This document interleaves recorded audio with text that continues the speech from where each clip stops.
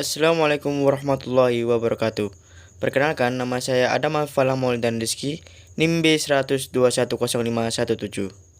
Di sini saya akan menjelaskan tentang e-book yang berjudul Health Service Marketing Management in Africa, edisi pertama terbit tahun 2020.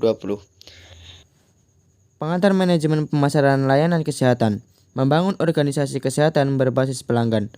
Nah, pada buku ini terdapat 7 ringkasan meliputi strategi in healthcare, marketing imperative in healthcare management, product and pricing management in healthcare, distribution, marketing communication and branding in healthcare, people, physical advance and service quality management in healthcare, process management in healthcare, dan teknologi in healthcare.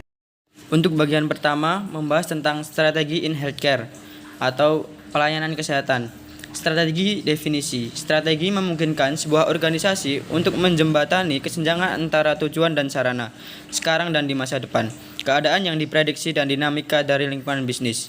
Strategi menciptakan akses dan arah menuju aktualisasi tujuan. Apakah tujuan itu berorientasi pada peningkatan profitabilitas, pemasaran masalah, atau pengembangan baru peluang? Yang kedua, konteks perencanaan strategi. Perencanaan strategi adalah proses sistematis untuk mengordinasi, membuat dan mendokumentasikan rencana untuk bergerak dari situasi saat ini ke hasil masa depan yang diinginkan. Menurut Pera and Piero tahun 2012, dalam konteks sektor kesehatan, rencana strategis harus membentuk perilaku karyawan terhadap pasien, menarik pelanggan, dan memberikan layanan berkualitas. Yang ketiga, strategi proses perencanaan. Pada bagian kedua ini menjelaskan tentang marketing imperative in healthcare management atau imperatif pemasaran dalam manajemen kesehatan. Terdapat 2 kata kunci, yaitu marketing in healthcare management dan segmentation, targeting, and positioning in healthcare. Nah, marketing in healthcare management ini menjelaskan tentang pentingnya pemasaran dalam manajemen perawatan kesehatan dan menawarkan beberapa pertimbangan tentang nilai strategis pemasaran untuk perawatan kesehatan. Kemudian segmentation, targeting, and positioning in healthcare ini menjelaskan tentang penerapan model STP yang dijelaskan dalam 3 bagian berikut. Yang pertama, segmentasi dalam kesehatan jasa. Yang kedua, penargetan di kesehatan jasa. Dan yang ketiga, pemosisian di kesehatan jasa. Kemudian pada bagian ketiga, menjelaskan tentang product and pricing management in healthcare atau manajemen produk dan harga dalam perawatan kesehatan. Nah, pada bagian ini menjelaskan 2 konsep, yaitu tentang manajemen produk layanan kesehatan dan penetapan harga layanan kesehatan. Pada manajemen produk layanan kesehatan, terdapat 2 kategori besar produk kesehatan. Yang pertama, produk farmasi serta perangkat teknologi medis. Yang kedua, pemasaran layanan kesehatan oleh rumah sakit dan penyediaan layanan kesehatan. Kemudian penetapan harga layanan kesehatan. Pada bab ini menjelaskan tentang permintaan layanan kesehatan, prediksinya, dan faktor-faktor yang mempengaruhi permintaan ini, serta mengeksplorasi strategi penetapan harga dalam layanan kesehatan. Kemudian pada bagian keempat menjelaskan tentang distribusi, komunikasi pemasaran, dan branding kesehatan.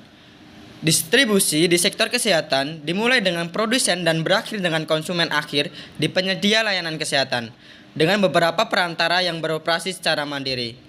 Namun, beberapa penyedia layanan dapat membeli langsung dari produsen untuk menikmati penghematan biaya dan skala ekonomi. Kemudian ada komunikasi pemasaran.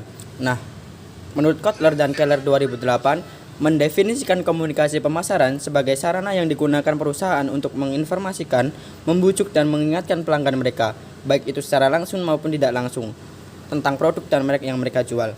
Kemudian ada branding in healthcare atau membranding sebuah layanan kesehatan. Branding kesehatan adalah fenomena yang muncul dari interaksi berkelanjutan antara orientasi kesehatan perusahaan dan pemangku kepentingan. Menjelaskan tentang manusia, bukti fisik, dan manajemen mutu pelayanan kesehatan.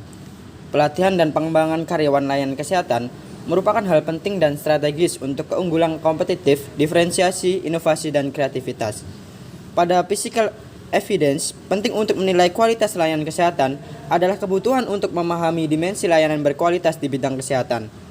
Kemudian pada bagian ke-6 itu menjelaskan tentang proses manajemen in healthcare atau manajemen proses dalam perawatan kesehatan. Dibagi menjadi 2 kategori. Yang pertama, pembiayaan kesehatan dan kesehatan pertanggungan. Dan yang kedua ada pengelolaan kesehatan logistik. Dan yang terakhir ada teknologi in healthcare atau teknologi pelayanan kesehatan. berisi tentang cakupan inovasi teknologi yang terus berkembang dan terus mengubah dunia industri. Di bidang kesehatan, inovasi teknologi semakin berperan di hampir semua proses, dari pasien registrasi ke data pemantauan, dari laboratorium tes keperawatan diri peralatan. Kemudian digitalisasi rekam medis telah merampingkan proses pengaksesan informasi untuk penyedia layanan kesehatan. Mungkin itu saja presentasi dari saya. Apabila ada kurangnya mohon dimaafkan. Wassalamualaikum warahmatullahi wabarakatuh.